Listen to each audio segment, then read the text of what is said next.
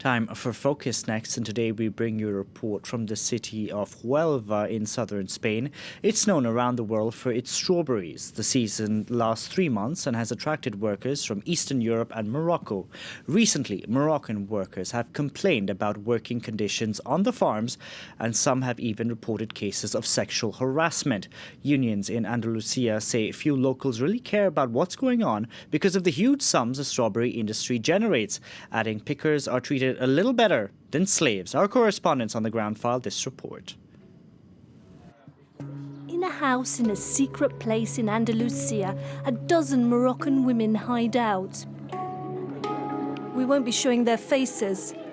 They fled the strawberry farms where they used to work. An agricultural union took them in. The women say they're victims of modern slavery. Coming to Spain was the worst thing I ever did. Aisha and Lamia worked for 3 months in the region of Huelva. They say they were sexually assaulted by their bosses.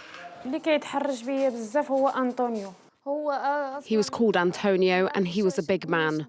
One day he said he would give me a lift after the harvest, but he stopped on the side of the road and began groping my breasts and then climbed on top of me. But I screamed and he didn't get his way. I heard shouts from the bathroom. One of the bosses had gone in while a pregnant colleague was taking a shower. I managed to stop him from forcing himself on her, and he followed me into the kitchen, saying, "If she can't have sex, then you can have sex." Every year, 17,000 women leave Morocco for the strawberry season, a migration agreement signed with Spain to secure pickers. But the women aren't chosen randomly. They look for vulnerable women who will put up with abuse. Girls between 20 and 40 with young children who come from the countryside. And if they can't read or write, that's even better. These people are so shameless that they even write that down in the contracts, in black and white. Docile workers for maximum profitability.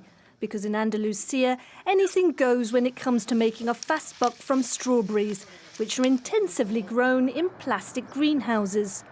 Every year, the region exports 260,000 tonnes, sold in European stores at unbeatable prices.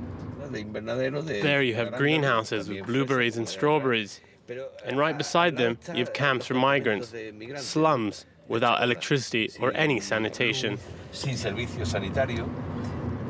José Antonio Brazo is a unionist, one of the few to have spoken out about the poor labour conditions of seasonal strawberry pickers.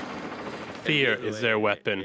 If you criticize them, they single you out, and you never work here again, neither you nor anyone in your family. That silence was broken over the last few days by the Moroccan workers. The company involved in the allegations declined to comment on them. We took a hidden camera to their premises. Hola. Hello, we're French journalists.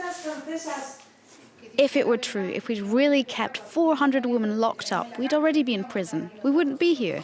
But the legal battle is a David and Goliath struggle. The strawberry industry generates an annual €500 million in sales.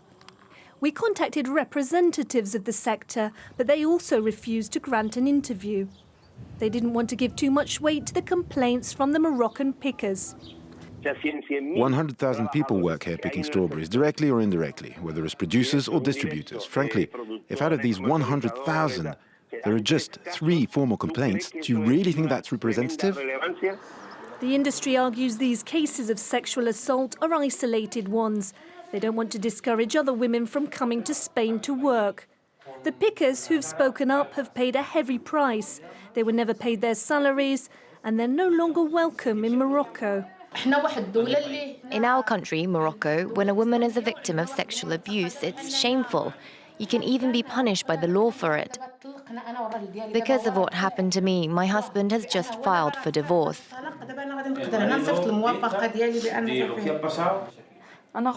I'm in charge of my body. I can put up with anything, but not being touched against my will. That's when I fight, and I don't care what the consequences are.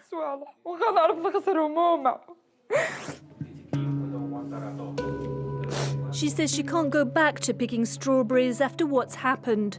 Speaking out about the system means their families have lost an important income. About 100 other workers who were backing the legal cases have pulled out. We're going to take a short break here. Stay with us, there's more to come. This is France 24.